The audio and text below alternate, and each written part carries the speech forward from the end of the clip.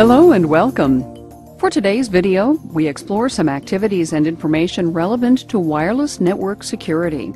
We will look at what's involved in setting up a wireless access point, or WAP, for your own wireless network, with particular emphasis on securing your network as much as currently available technology will allow. When you unpack your WAP, you'll attach it to your local network. This device needs an IP address for that network attachment, which must belong to the same subnet as the other computers on your network, so they can communicate successfully with one another. And of course, for your WAP to work properly, the wireless devices that use it to communicate must be able to get through it to your Internet gateway so that they can access the Internet. To access that information on our D-Link WAP, we click the LAN button on the left-hand side of the control display after logging into this device using a web browser. This WAP starts out with a default IP address of 192.168.0.50 as documented in the user's manual. So to access the WAP for the first time, you would type http://192.168.0.50 into the address box in your web browser.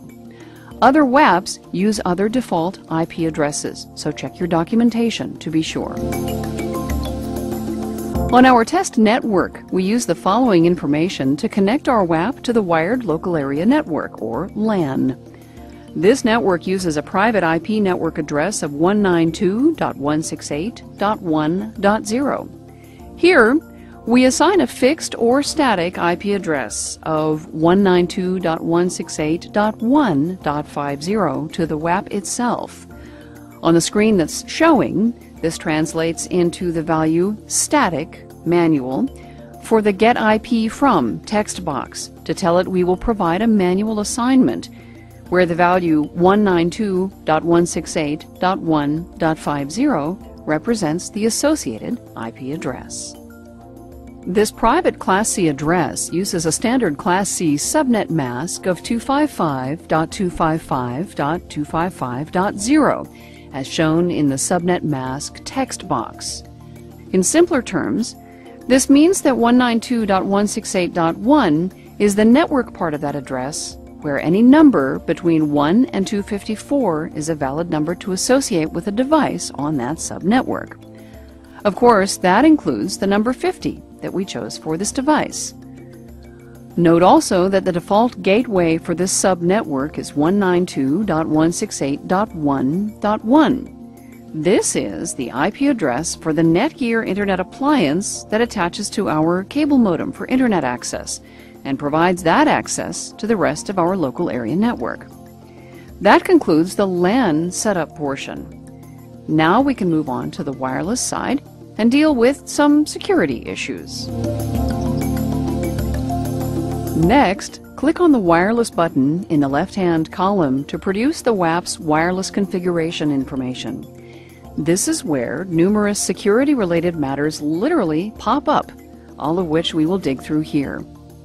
The first important field of note is labeled SSID. This stands for Security Set Identifier and is used to name your wireless network. When WAPs leave the factory, they come with pre-assigned or default SSID values. Because everybody shares these, you should change them to something you can both recognize and remember. In our example, the SSID name is changed from its default value D-Link to Arbor. We scanned our local network names before picking this one and chose something short and easy to remember. You should do likewise, but don't be afraid to write this information down and put it in a safe place. The next text box is labeled SSID Broadcast. By default, most WAPs broadcast their SSIDs in the clear to anyone within listening distance. Because this provides a potential for someone to start trying to break into your wireless network, we recommend turning off SSID Broadcast so that your network name is not public knowledge. That's why the value for SSID Broadcast is set to Disable on the wireless configuration screen. If you can, you should do likewise for your network, but that does require you to remember the SSID value. The next security-related field in the wireless configuration screen is labeled Authentication. As you can see from the screen on display, this can take many different values. Let's examine each one individually so you can understand what they mean and which ones to choose. Open System means that the wireless network is open to anyone who wants to use it. Technically, this setup uses an old, outmoded form of security technology called WEP, or Wired Equivalent Privacy, where key values are communicated across the network. It's absurdly easy to break and break into. Essentially, this means there's no security, or very little real security, so we recommend against its use. Shared key is another WEP setup, but requires all devices to share the same WEP settings. This, too, is not at all secure, so we recommend against it as well. Open System or Shared Key means you can use either Open System or Shared Key settings to access the WAP and is thus the weakest of all the wireless security settings covered here.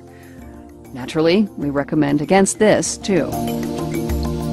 WPA appears in the next 6 settings. It stands for Wi-Fi Protected Access and is a newer, stronger security technology used to protect wireless communications. WPA2 is a second, improved version of WPA and is even newer and stronger still. At a minimum, you want to use some form of WPA on your network and WPA2 instead if all devices support it. Ours doesn't, so we used WPA. EAP stands for Extensible Authentication Protocol and is widely used on wireless networks. It works with a special type of network server called a Network Access Server, or NAS, which explains why you'll find this on lots of corporate or organizational networks, but seldom in a home or home office environment. PSK stands for Private Shared Key, which means that the WAP and all wireless devices that wish to use it must know about the key used to encrypt communications outside the network environment. In plain English, this means you must know that key and enter it by hand into the configuration for each wireless device on your network. This is something else you'll want to write down and keep in a safe place. Without this key, your wireless network is completely inaccessible. Auto means that the devices in use will choose between WPA EAP and WPA2 EAP for EAP networks, or between WPA PSK and WPA2 PSK on PSK networks. Because we've eliminated all open system and shared key entries from consideration as too insecure, and you probably don't have a network access server at your disposal, and thus lose the EAP entries, this effectively limits your choices to WPA PSK and WPA2 PSK and, by extension, WPA Auto PSK. Here, we cover WPA PSK as an example. To make the private shared key work, you must provide the same passphrase for the WAP and for all devices that wish to use it. Passphrase simply means the same thing as password, only passphrases are usually longer and more complicated. We created one called Silly String 56, or Silly plus string with a 1 for the I in silly and string, followed by 5 for the number of characters in silly, and a 6 for the number of characters in string. This effectively combines lower and uppercase characters with numbers in a pattern that's hard to guess, which is what you want from a passphrase or a password. Once you set up your WAP, you must then go off and match that configuration for the computers or other devices you want to allow to use that device. We cover those details in another video. Please go to digitallanding.com for more information, other videos, and articles about your digital lifestyle.